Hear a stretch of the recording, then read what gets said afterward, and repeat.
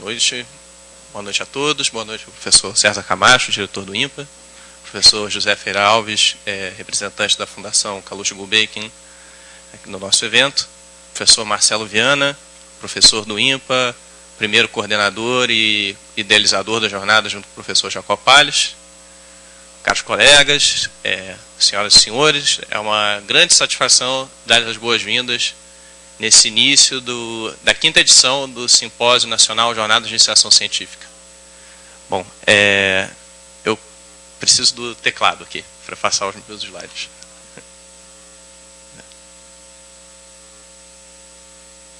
Obrigado.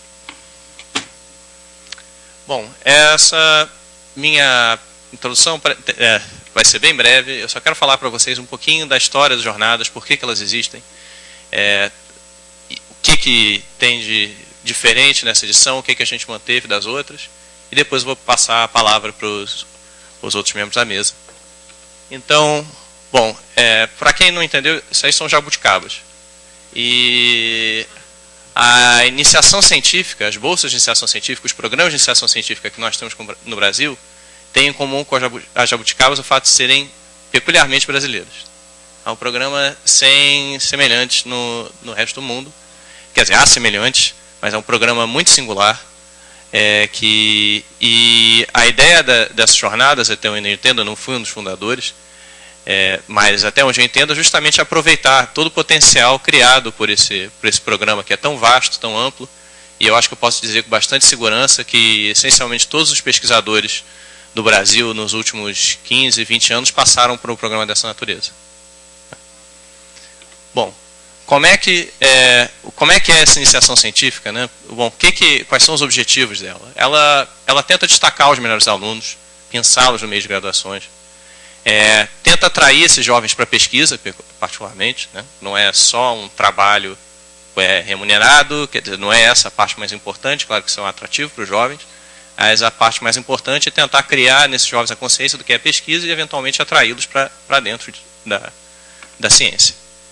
E, além disso, a iniciação científica dá oportunidades especiais de formação para os nossos estudantes. Bom, dentro do panorama da iniciação científica no Brasil, as jornadas têm um papel peculiar. Quer dizer, elas são um evento da comunidade matemática brasileira. E aqui eu quero dar ênfase à palavra matemática e à palavra brasileira, porque são dois aspectos fundamentais. Primeiro, o fato de nós estarmos restritos a uma única área do conhecimento. Ainda que, claro, nós temos representantes de áreas afins, gente que faz iniciação científica em matemática, mas nosso foco é na matemática. E, além disso, é um evento de integração, porque congrega gente do Brasil inteiro. Tanto entre os alunos participantes, quanto entre os pesquisadores que dão palestras de divulgação e apresentam um minicurso aqui. Então, esse aspecto comunitário do evento, para nós, é fundamental. É importante para nós conhecer vocês, alunos, é importante que vocês se conheçam, tanto para nós quanto para vocês. E nos dá muita satisfação ver essa integração entre alunos e professores, entre os próprios alunos, que tomara que um dia venham a ser pesquisadores, já nesse estágio da formação de vocês. Bom, a matemática brasileira, eu acho que não preciso dizer que é uma área extremamente destacada, tem um reconhecimento internacional bem significativo. Tem vários centros de importância internacional, dentre os quais o INPA se destaca, e eu acho que isso é ponto pacífico entre todos nós aqui, mas que a matemática também tem vários desafios, ela tem que se expandir, ela tem que buscar novos talentos, ela tem que sair dos grandes centros, isso não é um desafio único das jornadas, tem várias coisas apontando nessa direção, as Olimpíadas de Matemática, por exemplo, mas nós dentro das jornadas, eu e a minha coordenadora, a professora Helena Lucensweig, tomamos como desafio tentar expandir o âmbito das jornadas. E esse é um ponto a que eu vou retornar daqui a pouco. Bom, mas a cara do evento em si, ela é mais ou menos a mesma desde a primeira edição. Esse é o cartaz das primeiras jornadas, foram realizadas em 2004, o evento foi anual até 2006 e passou a ser bianual desde então. Não sei se dá para ler o cartaz daí, mas ali nós temos já anúncios de apresentações de trabalhos, minicursos, palestras de divulgação, e esse formato tão bem sucedido, que foi idealizado pelo professor Marcelo Viana, o professor Jacó Palles, e os membros do comitê científico de então foi essencialmente mantido nas edições seguintes. Então é isso que está destacado ali na volta. E deixa eu observar também que essa continuidade não é só a continuidade da ideia das jornadas, do modelo das jornadas, mas também é uma continuidade de pessoas. Nós temos aqui, dentre os membros do Comitê Científico de 2004, nós temos 4 nomes que também aparecem no Comitê Científico de 2010. O próprio professor Marcelo, a professora Valci Santos e os professores André Narvin e Mário Jorge Carneiro, que não estão aqui. Bom, agora eu quero falar já de coisas que foram aparecendo ao longo do tempo nas jornadas, né? A primeira delas, que é exatamente o motivo da presença do professor José Alves aqui, é o intercâmbio com a Fundação Calouste Gulbenkian de Portugal, que tem um programa, e quando eu disse que a iniciação científica era uma singularidade no Brasil, tentei, digamos assim, retificar um pouquinho isso, foi justamente pensando no programa deles, que é um programa bastante semelhante. Mas então, desde a edição passada, a edição de 2008, nós vamos tendo um intercâmbio com esse programa. As jornadas receberam alunos e professores portugueses na edição de 2008. Posteriormente, 2 alunos brasileiros foram à reunião do programa Novos Talentos em Portugal, e eu tive a honra de os acompanhar, também dar uma palestra nesse evento. E agora nós temos novamente o grupo de portugueses vindo aqui para o Brasil, além do professor José Alves, temos os alunos João e Tereza e o professor José Miguel Urbano. E uma novidade para esta edição das jornadas, que foi inspirada pelo programa Novos Talentos, pela reunião anual deles, é essa ideia da mesa redonda, que nós vamos ter na quinta-feira, falando sobre carreiras em matemática. Então, nós sabemos, inclusive por experiência própria, que a maioria dos jovens, mesmo jovens que têm contato com a matemática através de iniciação científica, ou cursando graduação na área, tem muito pouca ideia do que vem a ser uma carreira em matemática, quais são as opções, qual é a progressão natural, se é que existe uma progressão natural, se há alternativas. E nós queremos sanar, pelo menos em parte, essas dúvidas com essa mesa redonda. Temos aqui o professor Marcelo, o professor Fábio Ramos da UFRJ, a professora Maria Laura, que está aposentada do UFRJ, e também o professor Abramo Refes da UF, e todos eles, com experiências mais variadas, falarão sobre as suas próprias carreiras em matemática e permitirão a vocês, abrirão a vocês o espaço para fazerem perguntas e debaterem mais variados temas relacionados a esse assunto. Bom, voltando àquela parte de integrar o Brasil, participação das regiões do Brasil, como eu disse, a professora Helena e eu nos impusemos esse desafio de aumentar o alcance das jornadas, fazer com que elas chegassem de forma mais efetiva a diferentes áreas no Brasil. E acho que eu posso dizer que nós fomos bem-sucedidos nessa iniciativa. Essas barras representam o número de participantes, né, com trabalhos apresentados dentro das diferentes regiões do Brasil. Vocês podem ver que todas as regiões tiveram crescimento. De fato, o crescimento foi mais ou menos de 20 trabalhos, ou 22 trabalhos da última edição para cá. E nós temos um número de participantes de trabalhos apresentados que é recorde na história das jornadas. Mas vocês podem verificar aí também que algumas regiões que não estavam tão bem representadas tiveram um salto bem grande em participação. E, de fato, a gente ficou muito feliz em constatar que a representação das regiões na população brasileira e nas jornadas, as representações sobre esses 2 critérios são basicamente iguais. Bom, a região sul está um pouquinho maior, está um pouquinho desproporcional, a região norte também está um pouquinho desproporcional para menos, mas, de modo geral, a gente tem 2 pizzas parecidas. Aí. Bom, agora está na hora já de encerrar meu discurso, mas antes é claro que eu tenho que fazer vários agradecimentos. Em primeiro lugar, quero agradecer às agências de fomento que nos consideram auxílio, então CNPq, CAPES, o INCT-MAT, a FAPERJ. Auxílio de todas essas instituições foi fundamental para a realização desse evento, que não se faz ciência sem recorrer frequentemente a essas instituições, e nós só temos a agradecer a generosidade delas para com as jornadas. Quero agradecer especialmente ao apoio do INPA, aqui representado pelo professor Camacho, diretor da instituição. O INPA não só é anfitrião das jornadas, como também deu apoio financeiro, e até um apoio financeiro maior do que nós podíamos esperar. temos certeza que esse é um reconhecimento pela qualidade da série de eventos ao longo dos anos, mas também temos que, claro, estamos muito gratos porque sabemos que, bom, sendo um pouquinho redundante ou pleonástico talvez, dinheiro custa dinheiro. Essas coisas não vêm do nada. Isso são coisas muito significativas para o nosso. O aporte financeiro do INPE foi muito significativo para essa realização em particular. Bom, além disso, eu quero agradecer a todos os membros do Comitê Científico. Realizar as jornadas exigiu bastante desse comitê, tanto em termos de ideias para palestrantes e professores dos cursos, quanto exigiu dessas mesmas pessoas na avaliação dos trabalhos, que foi feita no espaço muito curto de tempo. E nós podemos dizer que foi feita de uma forma muito... bom, nenhum prazo foi estourado, não houve problema algum, tanto eu quanto a Helena ficamos muito surpresos até de quão fácil foi fazer esse trabalho, dada a ajuda do Comitê Científico. Bom, quero agradecer também, embora não esteja nesse slide aqui, ao pessoal de apoio do INPE. Aqui eu falo tanto o pessoal de suporte técnico que está aqui presente, filmando as palestras, ajeitando equipamento, quanto também ao pessoal de secretariado, que teve papel fundamental quando nós fizemos os pedidos às agências de fomento, na organização do evento, compra de passagens. Infelizmente, as duas secretárias que participaram mais ativamente disso, que são a Juliana e a Ana Paula, não estão aqui, mas eu quero deixar o agradecimento registrado a elas, de qualquer maneira. E é óbvio, quero agradecer a todos vocês, participantes, que submeteram trabalhos e agora estão aqui para apresentá-los, porque sem vocês esse evento não faria sentido algum.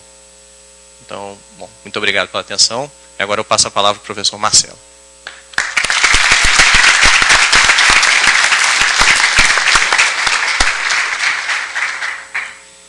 Professor Roberto, professor César Camacho, professor José Alves.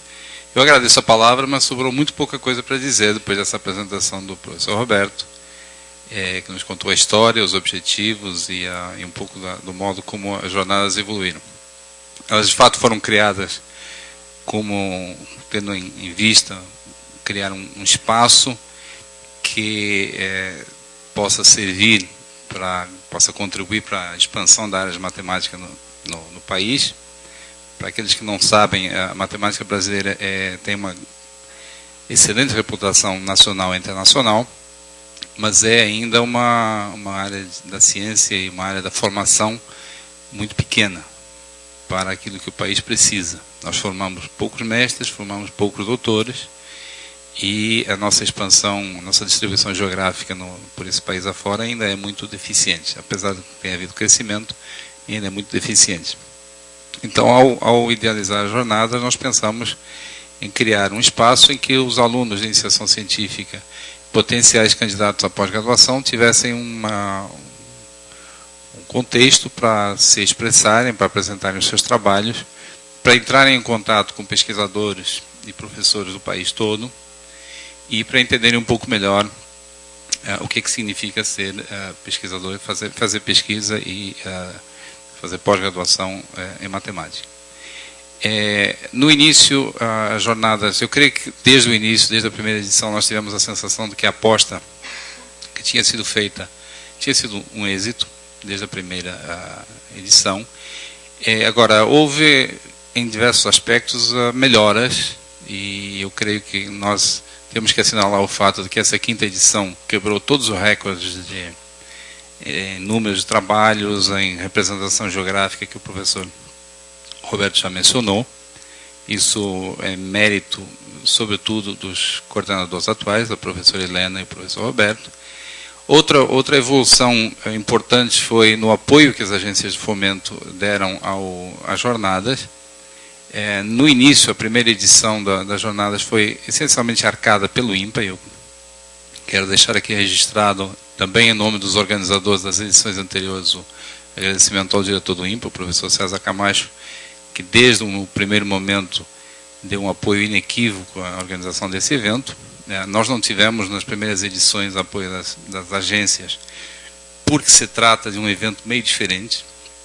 Não é uma conferência de pesquisa, não é um congresso de álgebra, geometria, topologia ou sistemas dinâmicos, é um encontro de alunos vindos do país todo.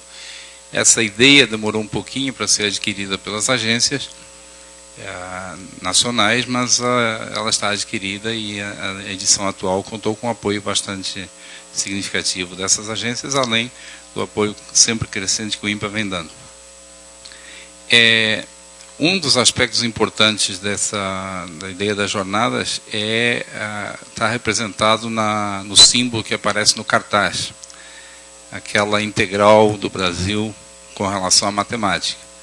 Um dos nossos objetivos principais é fazer vocês compreenderem de maneira muito concreta que nós temos uma comunidade nacional que se articula de diversas formas e é importante que se articule também no nível da iniciação científica, no nível da formação.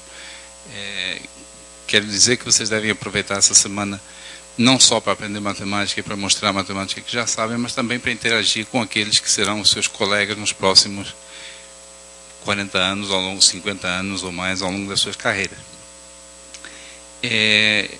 Como eu falei, inclusive já estou me alongando mais do que eu imaginava, o professor Roberto não deixou muito mais que acrescentar.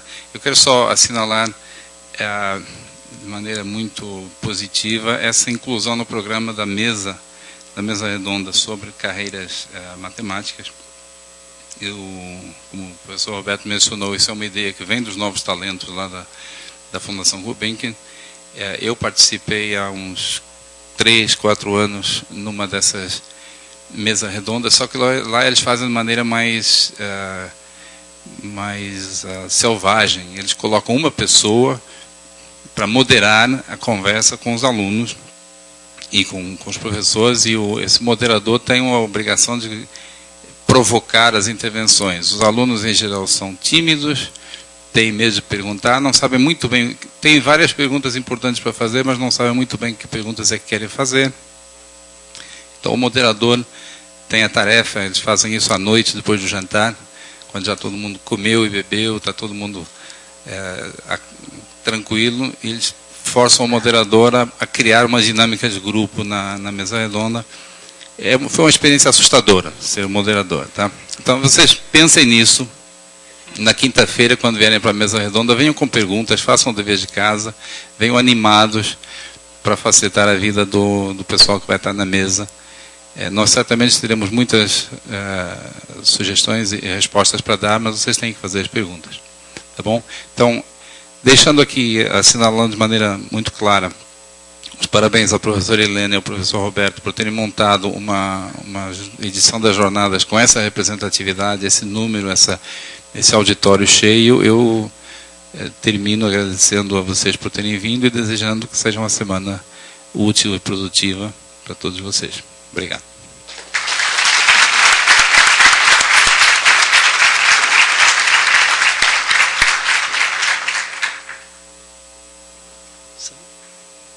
Bom, muito boa tarde.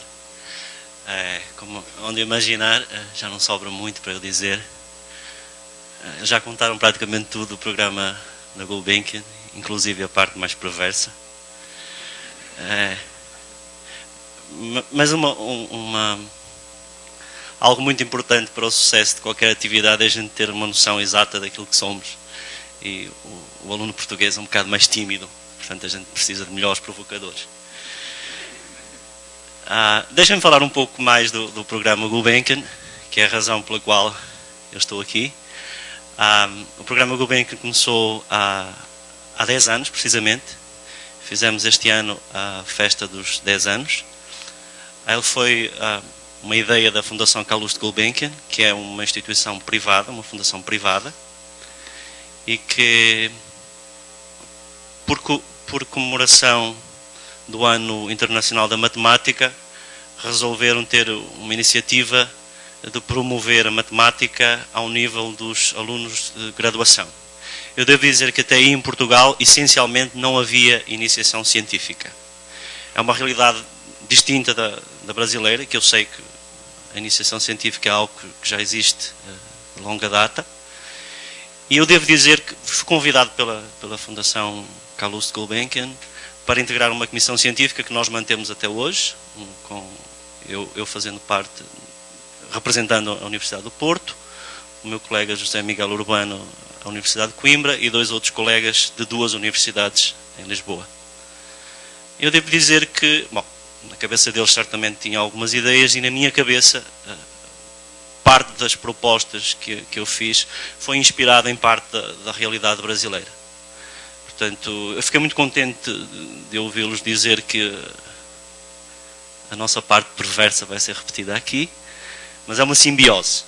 Nós já tínhamos lá, de forma embrionária, tomado inspiração na realidade brasileira, que é completamente distinta, funcionamos a uma escala completamente diferente, mas que também não deixa de ter alguma similaridade. Digamos que Portugal pode ser, a realidade portuguesa pode estar reproduzida de maneira relativamente natural em alguns estados brasileiros. Portanto, não será propriamente uma relação de parasitismo, mas de simbiose. E esta boa relação que nós estamos a ter a nível da condução dos programas aqui e lá, o objetivo de trazer alunos portugueses aqui, neste caso o João e a Teresa, que estão ali muito caladinhos lá em cima, e que já tivemos lá também há 2 anos 2 alunos brasileiros, e aliás, o ano passado, e há 2 anos é que tivemos aqui alguns alunos portugueses. A ideia é também promover esse intercâmbio logo desde tenra idade.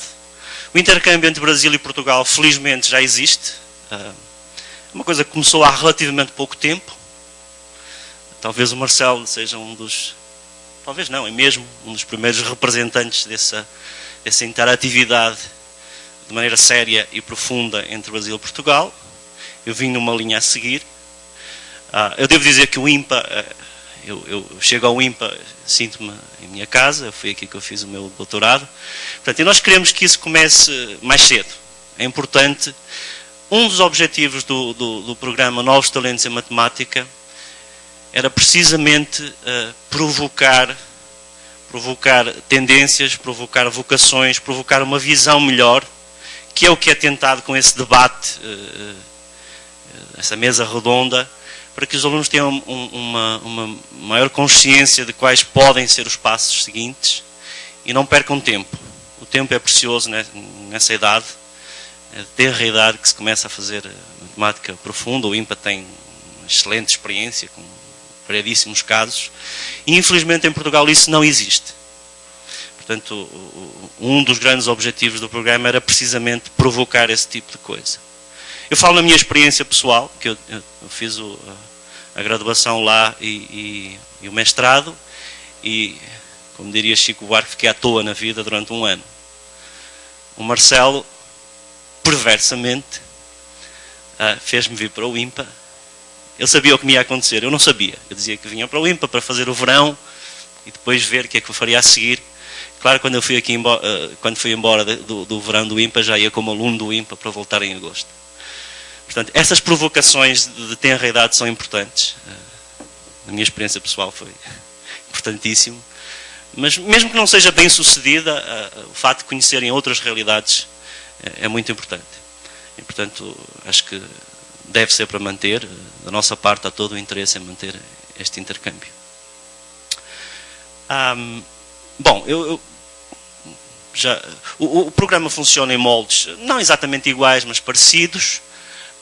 Nós temos uma escola, digamos que o nosso encontro, similar a este, há algumas palestras de alunos. Começou por ser só um encontro de fim de semana. Portanto, os alunos desenvolviam os trabalhos nas respectivas universidades. Há uma candidatura anual. Nós selecionamos 20 alunos aos quais são atribuídas bolsas da Gulbenkian. E depois começou por haver um encontro de fim de semana para os alunos terem algum tipo de interação, que era uma das coisas que era pretendida. Devo dizer também que nas universidades principais o encontro motivou a existência de um seminário com regularidade, um seminário de alunos, que era algo que não existia, e hoje em dia já existe de forma autónoma. Eu lembro-me lá no Porto, que era eu o primeiro organizador, era eu que chamava as pessoas, e agora já não me envolvo praticamente nada. Às vezes sou convidado para dar alguma palestra. A que eu vou dar aqui amanhã foi dada lá no Porto há 2 semanas. E, portanto, com muita satisfação que a gente constata que certas coisas que a gente provocou através do programa agora têm vida própria e já andam sozinhos. Portanto, há esse encontro e há, digamos, portanto, o programa existe há 10 anos, mais ou menos há 5 anos, nós resolvemos inovar alguma coisa.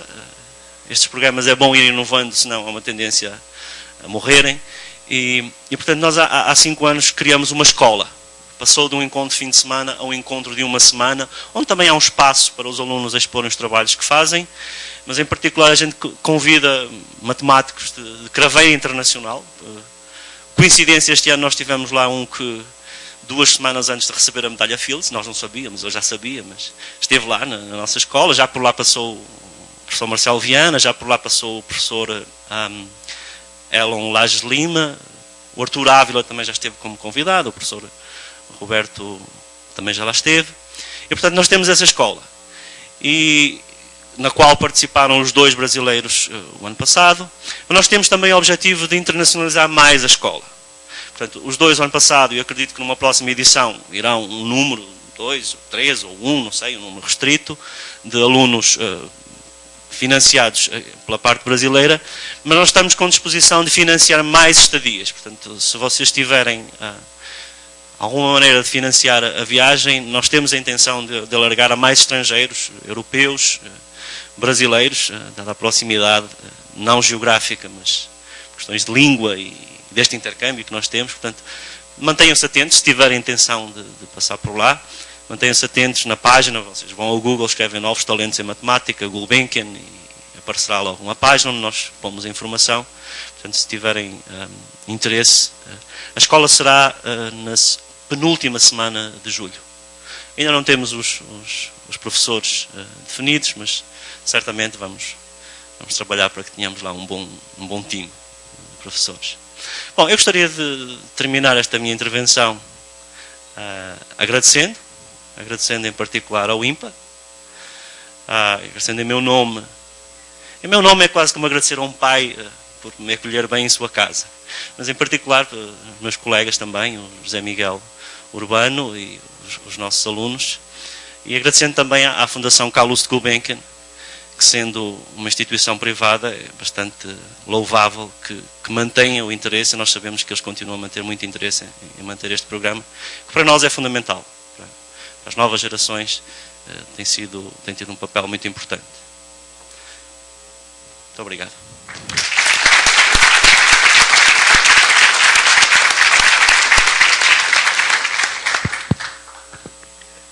Pois é, o Roberto falou tanto que não deixou nada para o Marcelo falar, não é? Muito menos ainda para o José Alves, que assim eu disse. Então só sobrou para mim quase nada, não é? Mas se vocês observam, o Marcelo falou mais do que o Roberto, e o José Alves falou mais do que o Marcelo. Então, sendo assim, eu me sinto na obrigação de falar mais um pouquinho do que o José Alves. E, em primeiro lugar, expressar um reconhecimento do INPA, né, aqui representado por mim, da importância desta reunião. Em especial por tratar-se de ter um caráter nacional e até internacional, com o apoio da Fundação Gulbenkian, e que tem sido nos últimos anos uma característica marcante do INPA, ou de nós termos algumas atividades de um alcance nacional relevante. Isso vai junto com o reconhecimento de que o país, o Brasil, é de fato um país em desenvolvimento enorme, com uma pobreza enorme, e que é preciso preencher as suas necessidades técnicas e científicas, especialmente com uma base matemática sólida. Já imaginando de que não restaria nada a falar, eu estava pensando em talvez contar-lhes alguma história interessante que tem se cruzado ultimamente nos meus nas minhas tarefas matemáticas no pouco tempo que me resta após a administração do INPA. Eu tenho estado muito interessado na equação hipergeométrica de Gauss, que é uma equação clássica que foi analisada por muitos matemáticos importantes.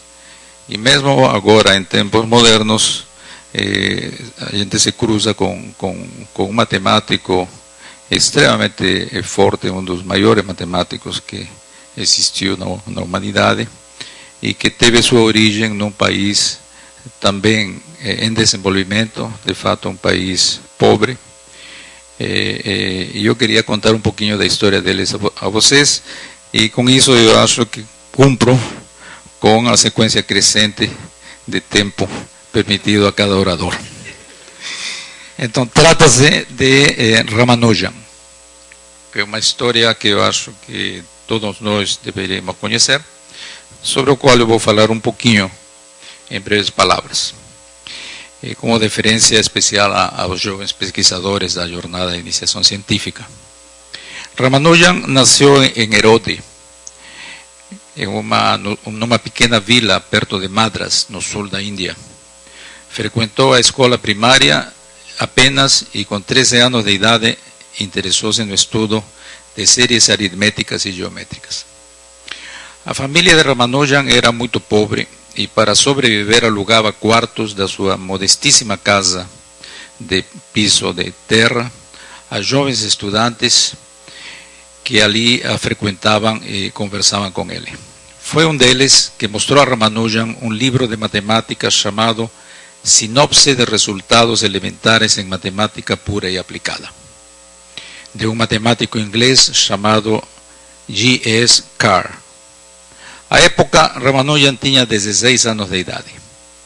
Esse livro permitiu a Ramanujan conhecer uma súmula de mais de 5.000 fórmulas, teoremas, diagramas e resultados importantes da matemática do século XIX. Devido ao estilo extremamente conciso do livro, ele teve um efeito sobre a maneira como Ramanujan viria a escrever matemática no futuro, mediante o enunciado de fórmulas, teoremas e brevíssimos esboços de demonstração, ou muitas vezes de nenhuma demonstração, fugindo aos padrões universalmente adotados de rigor matemático. Com 17 anos de idade, Ramanujan tinha já começado a fazer pesquisa profunda, trabalhando com séries hipergeométricas e investigado as relações entre integrais e séries, desenvolvendo suas próprias ideias, tendo como única referência o livro de Carr. Interessou-se por frações contínuas e séries divergentes e começou a propor e resolver problemas publicados no Journal of the Indian Mathematical Society, com a publicação aos 23 anos de idade de um brilhante artigo sobre números de Bernoulli. Ele ganhou reconhecimento de seus conterrâneos por seu trabalho. Ramanujan passou a interessar-se então em divulgar seus resultados mais amplamente. Ele escreveu a 2 matemáticos ingleses, Hobson e Baker, mas nenhum deles respondeu. Nessa época, chegou às suas mãos um exemplar do livro de Hardy, chamado Orders of Infinity, e em janeiro de 1913, Ramanujan escreveu a Hardy tentando interessá-lo em seus resultados.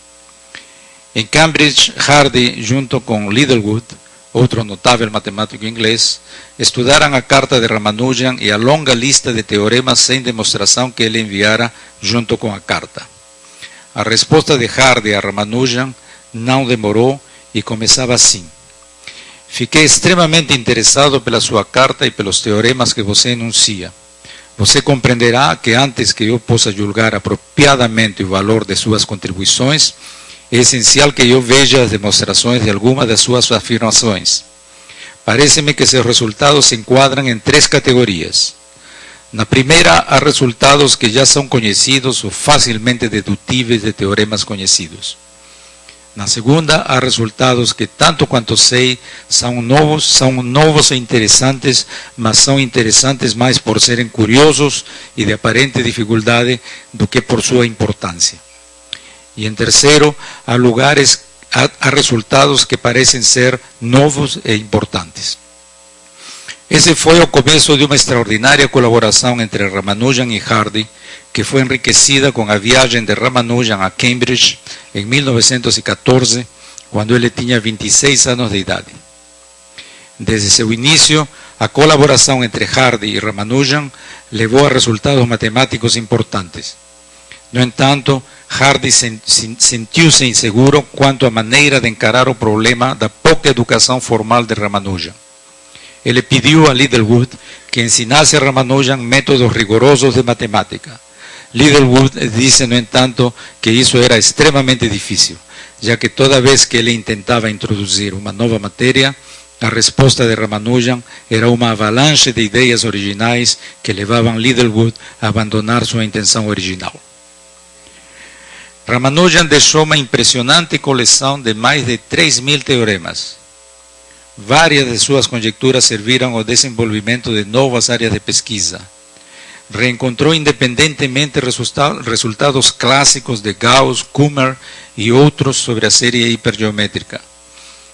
Muitos dos seus teoremas levaram dezenas de anos para serem demonstrados com rigor por matemáticos profissionais e ainda hoje vários dos seus enunciados permanecem desafiadores, sem uma demonstração. Cometeu erros, tinha uma ideia apenas vaga do que representava uma demonstração rigorosa, mas deixou vários cadernos cheios de teoremas que os matemáticos não cessam de estudar. Hardy viria a afirmar que jamais encontrou um matemático como Ramanujan e que só podia compará-lo como Euler e Jacobi. Só podia compará-lo com Euler e Jacobi, dois dos maiores matemáticos de todos os tempos. Leonhard Euler tinha sido chamado o mais produtivo matemático do século XVIII, autor de quase 800 livros e artigos em todo o campo da matemática conhecida da época. Muitos de seus escritos foram elaborados após ter ficado cego. Carl Gustav Jacobi nasceu 20 anos depois da morte de Euler, filho de um banqueiro de Berlim, foi pioneiro no estudo das funções elípticas e de suas aplicações à teoria de números. Ramanujan retornou à Índia, doente, com tuberculose, em 1919. Ele morreu no ano seguinte, aos 33 anos de idade. Uma vez perguntaram a Hardy qual tinha sido sua maior contribuição à matemática e ele respondeu: o descobrimento de Ramanujan. Na realidade, o que aconteceu foi o contrário. Ramanujan descobriu Hardy, o que põe em evidência um traço importante da personalidade de Ramanujan. Além de ser um matemático extraordinário, Ramanujan tinha uma determinação sem limites ao procurar o conhecimento num ambiente carente, ao construir seus pensamentos tendo apenas alguns poucos livros de referência e, finalmente, ao atrever-se a escrever a um dos melhores matemáticos da sua época na Inglaterra. Ramanujan é, de fato, um símbolo de determinação e talento. Bom, eu gostaria de concluir dando então as boas-vindas a todos os participantes das jornadas e desejando um profícuo trabalho nesta semana e o desejo de que aproveitem bastante o IMPA. Eu acho que a essa altura a caipirinha já deve estar pronta, então eu deixo com vocês o Roberto para as palavras finais.